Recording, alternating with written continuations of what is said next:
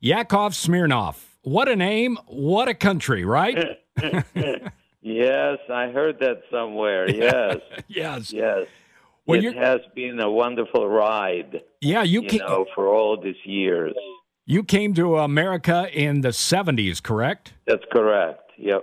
And from what I read, you are a guy that just loves life and loves to make people laugh. Yeah, that was the goal. I was a comedian in the Soviet Union, which makes people kind of go, really? They have that? That sounds like, to Americans, Russian comedian sounds like Amish electrician. Yes, I suppose.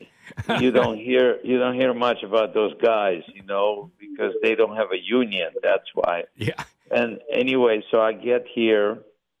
I don't speak English, but I like making people laugh. So there's a little bit of a language barrier, no pun intended. Well, you've been doing that for years. But I wanted to get back on stage, and that was what made me want to learn the language and get to wherever I could get to. And the Hollywood gave me a lot of wonderful opportunities. Well, what a career you've had with not only your shows all over the country and now in Branson quite often with your own theater, but Right. movies, a book, TV shows. I mean, what's your favorite thing? Stand up, Yeah. definitely. Yeah, because instant gratification. You feel connected to the audience. They'll give you feedback whether you want it or not. Right. And hopefully it's a positive one, and that's what I hope that Dixon audience will experience, just an hour and a half of laughter. So this is Friday evening, 7:30. Can you give us a preview of what to expect, maybe a small portion of what you're going to do? Well, it's kind of a journey that I take the audience on, a journey that starts when I'm a little kid, living in a communal apartment with 9 other families, and my parents and I live in one room, and until I was 26 years old. So when I was a kid and my parents wanted to be romantic, they would send me to look out the window. And then my dad would say, "So what do you see in the window?" I said, "Our neighbors being romantic." and he said, "How can you tell?" I said, "Because their son is looking at me." So this was just kind of a beginning, hearing my parents laugh and realizing that they were connected. And when they were laughing, there was just wonderful energy, the harmony that I enjoyed. So I was very lucky to watch that and be a part of it all of the years. And then when we came to America, I married an American woman, actually not real American. She's from Oregon. And we had 2 wonderful kids, Natasha and Alexander. And it took us a while to figure out their names, because when our daughter was born, my wife wanted a real American name for her, Brandy. And I said, "Brandy Smirnoff? Why don't we just send her to a rehab daycare center so she can play with Jim Beam and Johnny Walker?" True. So that takes me, through a lot of this, just kind of autobiographical. But then I got a doctorate degree from Pepperdine University in psychology. So I was my dissertation was on law of laughter. So the research was what can sustain the laughter in any relationship, children, parents, romantic relationships, all of that. So they get a lot of this information, gift wrapped in laughter, through an hour and a half, but they walk out getting a lot more than just laughing. Right. I got to ask you, because I'm a big fan of the TV show that's no longer on, King of the Hill. Yeah. That's one of my favorite episodes when you were down there in Nashville with that crazy gang. I mean, that had to be a lot of fun. It was. I don't want to blow that fantasy bubble that you have, but I did it over the phone. I just, they gave me a script, and I said I don't particularly like that script because it was all about bashing the Soviet Union and things like that. And I said, I'm kind of moving on from that. And they said, well, why don't you rewrite the script?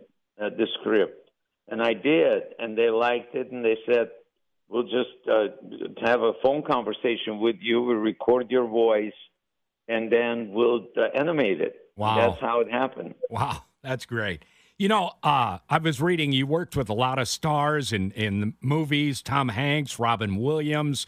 Do you have a favorite or a good story about somebody you worked with that you really enjoyed? I think probably Robin. Robin Williams was such an amazing mind, amazing comedian, and when he was casted with me. Well, I was casted with him at movie Moscow on Hudson, and Paul Mazursky was the writer, producer, and director of the movie. So when I got the part, I asked Robin, I said, do you mind if we make it funnier than what it is? And he goes, sure, let's try it. And so we rehearsed something for this scene, and they got on the set in the morning of, filming, and Paul Mazursky goes, okay, guys, show me what you got. And we did what we created, and he kind of stayed totally somber for about 10 seconds, kind of didn't say anything, and then he said, wait a minute, you change my script? And we both said, yeah, we did. And he said, I'll give you 5 minutes. If you don't put it back, both of you are fired. And we both and what happened, I did not know this story, but Robin was famous for kind of improvising things. And Paul Mazursky made a deal with him contractually that if he will improvise, he will not be the star of the movie. Oh. I didn't know that. And Robin was eager to do something fun.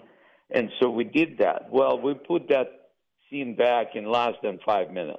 Wow. And it worked out just fine. But that was a little scary for a moment. Yeah, I'll bet. Well, you're in Branson kind of on a full-time basis this summer, doing a lot of shows in your own theater, right?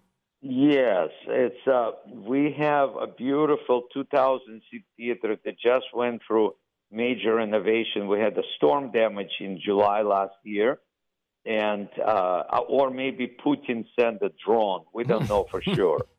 And it just ripped the whole roof off, so it was really bad. But it was blessing in disguise, that insurance gave us money and we rebuilt it. And now it's going to be starting this April 17. I'm doing shows all this year and next year. So I'm very excited about that. But not as excited as I am coming to Dixon. Dixon? That theater, I think that is gorgeous, and I think that people should come out, not even just to see me, but to see the theater. 7:30 Friday night. Going to be a great show. Tickets are available. Yakov Smirnoff, what a pleasure to talk to you this morning. Thank you so much, Gary. I appreciate it.